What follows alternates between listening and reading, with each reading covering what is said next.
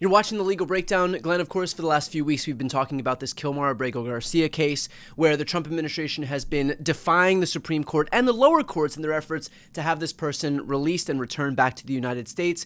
It looks like the judge in this case, Judge Sines, has officially lost her patience with the Trump administration. I'm going to put on the screen right here and read what she just said in court. For weeks, defendants have sought refuge behind vague and unsubstantiated assertions of privilege, using them as a shield to obstruct discovery and evade compliance with this court's orders. Defendants have known, at least since last week, that this court requires specific legal and factual showings to support any claim of privilege, yet they have continued to rely on boilerplate assertions. That ends now. So, Glenn, what does this mean in the broader context of this case, and how unorthodox is it to see a statement like this from a judge? Rarely do you see judges, particularly federal court judges, enter the kind of findings that Judge Sines entered in her 8-page ruling issued today. She went so far as to say the DOJ lawyers, the Trump administration, have provided the court with, quote, falsehoods, her word. She also said that she has found in several different contexts that DOJ lawyers have been acting in, quote, willful bad faith. Those findings are not just dramatic and extremely unusual. In my 30 years as a federal prosecutor, I never saw a case like that, certainly personally, or that any of my colleagues had, where federal court judges, were pushed so far that they reached those kind of conclusions and entered those kind of findings. And I want to talk in a minute, Brian, about the implications, the consequences to those DOJ lawyers beyond the Abrego-Garcia case. What will now happen to them? But first of all, let's break down where we are in this litigation, because procedurally it's a little dense.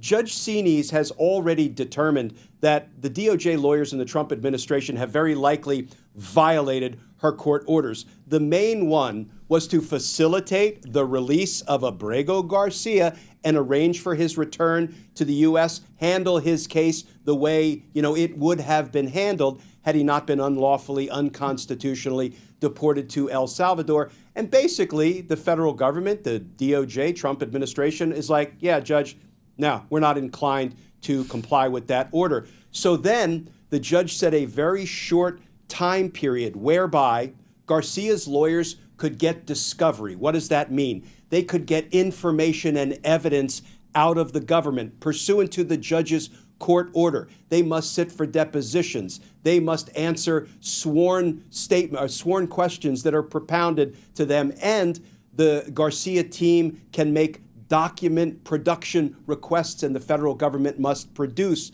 those documents. Why? Because all of this is designed to determine ultimately whether they should be held in contempt, including criminal contempt for intentionally defying Judge Sines' orders. So that is the context in which we now have this new court order, because Garcia's lawyer said, wait a minute, Judge, we've been trying and they've been stonewalling us. They've been deceiving us. They've been providing us falsehoods. They haven't been acting in good faith. And the judge sat down and she looked at everything and she said, you're right. They are providing falsehoods. For example, Brian, just one passage in Judge Sines' new court order. She said the DOJ lawyers are falsely claiming that the Trump administration has not been ordered to facilitate Abrego-Garcia's release. She said, not only did I order it, but the Supreme Court affirmed my order. So she's like, look, you're the ones, DOJ, presenting falsehoods to this court. And I'm telling you, that can spell the death knell for the career of a DOJ employee. Now, when you say it can spell a death knell for the career of a DOJ employee, do you mean that these people personally have some legal exposure, or at least their law license could be on the line by virtue of doing what they're doing in court?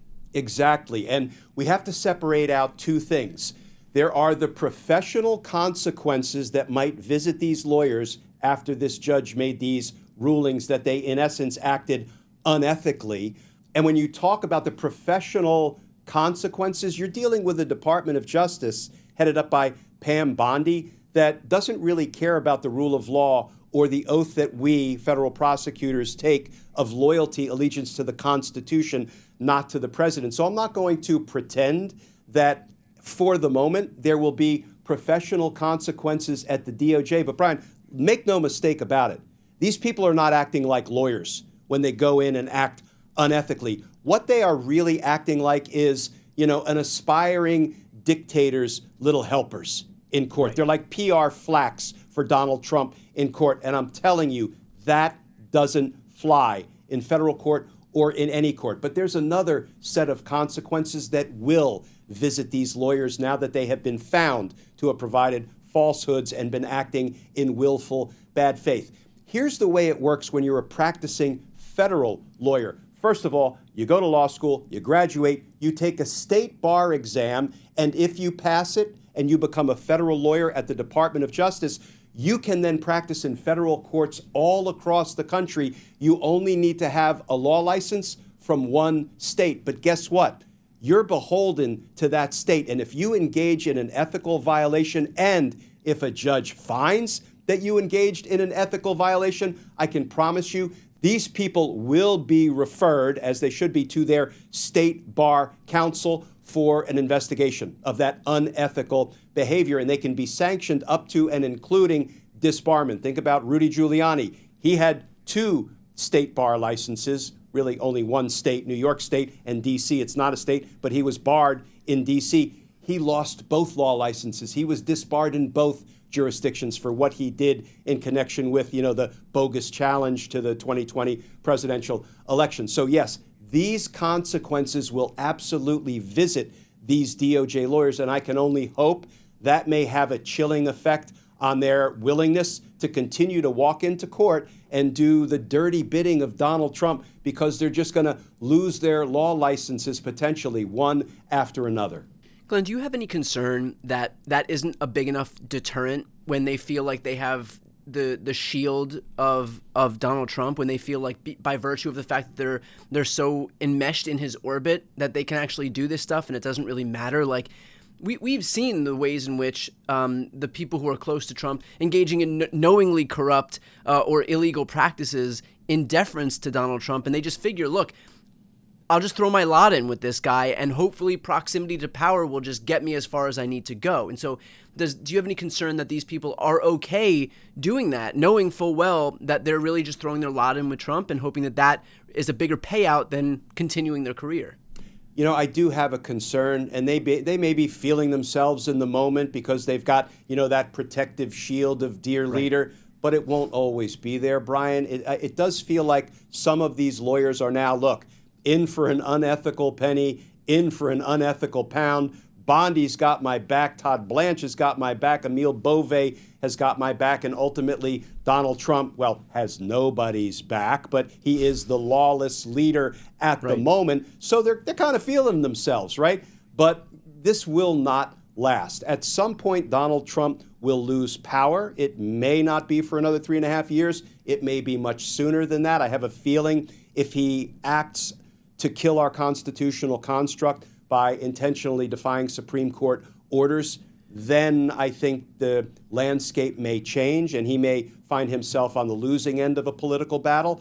But for the moment, it does concern me. And just by virtue of the fact that these lawyers have been willing to go in and do this, indicates that they're probably going to be willing to continue doing it. But here's a little bit of light. Remember how many lawyers resigned rather than do the unlawful, unconstitutional bidding of Donald Trump and Pam Bondi? Quite a few. So let's hope that maybe there are enough good people inside the DOJ who are still standing up, still holding strong, still remaining loyal to their oath. Because here's the thing, Brian, these people, when they go into court, these DOJ lawyers, they're representing the interests of Donald Trump. And that is a direct violation of the oath they take to represent the interests of the American people and remain loyal to the Constitution. So I don't know how they sleep at night, but at least for the moment, they're willing to do Donald Trump's dirty bidding.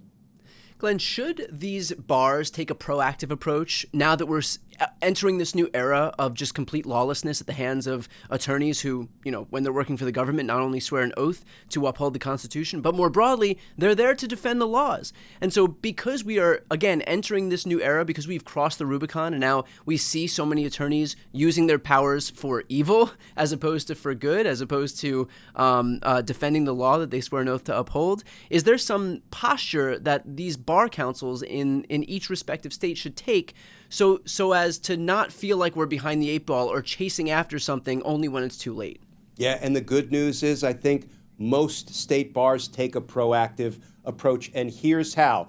I don't know the numbers, but I know many of the state bars have software, and what that software does is it literally scans and reviews all court transcripts and all court proceedings and reporting about matters in court, and it looks for judges who have made determinations that lawyers have acted unethically, and if that lawyer is barred, holds a bar license, a license to practice law in a particular state that employs this kind of software and engages in this kind of screening process, they're going to get caught and they're going to be hauled in for an ethics investigation. So I think most of the state bar council don't just sit back and passively wait for information and complaints to be filed or presented to them. I think a lot of them are actually much more proactive than that.